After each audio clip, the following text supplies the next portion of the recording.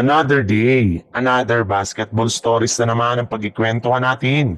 At ngayon nga, yung balitang may re-rest back nga daw sa Los Angeles Lakers. At ang balitang may pasabog nga daw ngayon ang Golden State Warriors. Mismong si Coach JJ Redick na rin naman nga umamin na ang Lakers ang isa sa mga worst shooting team sa NBA ngayon. Pero ayon rin naman nga sa naging pahayag ni LeBron James sa kanyang post-game interview. Hindi rin naman nga daw siya nag-aalala sa kasalukuyang kalagayan ngayon ng Lakers dahil darating nga ang oras na mas gaganda ang kanilang shooting sa mga susunod nilang laban. Pero kung ilang mga analysts nga ang mga tatanungin, kakailanganin pa rin nga daw ng Lakers na kumuha ngayon ng bagong shooter na magpapalakas sa kanilang lineup at isa nga sa mga pwede nila ditong kunin ay si Michael Porter Jr. na isa sa mga pinakamagaling na shooter ngayon mula sa Brooklyn Nets. Ayon nga sa lumabas na balita, isa rin naman nga ito na available na player ngayon sa trade market na pwede nilang makuha gamit sina Jared Vanderbilt, Rui Hachimura.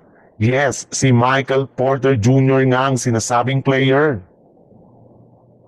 Sa ibang balita naman, naipanalo na nga ng Golden State Warriors ang ligma sa kanilang huling 6 na laro ngayong season at nagkaroon pa nga sila dito ng impressive na performance na isang malaking patunay na kuha na nga ng kanilang team ang momentum na siyang magpapaangat sa kanilang standing ng Western Conference.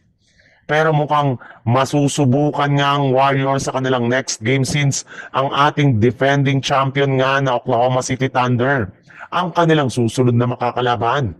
Kaya kailangan talaga ng Golden State Warriors na seryosohin ang kanilang susunod na game lalo pat kailangan talaga nila na umangat sa standing.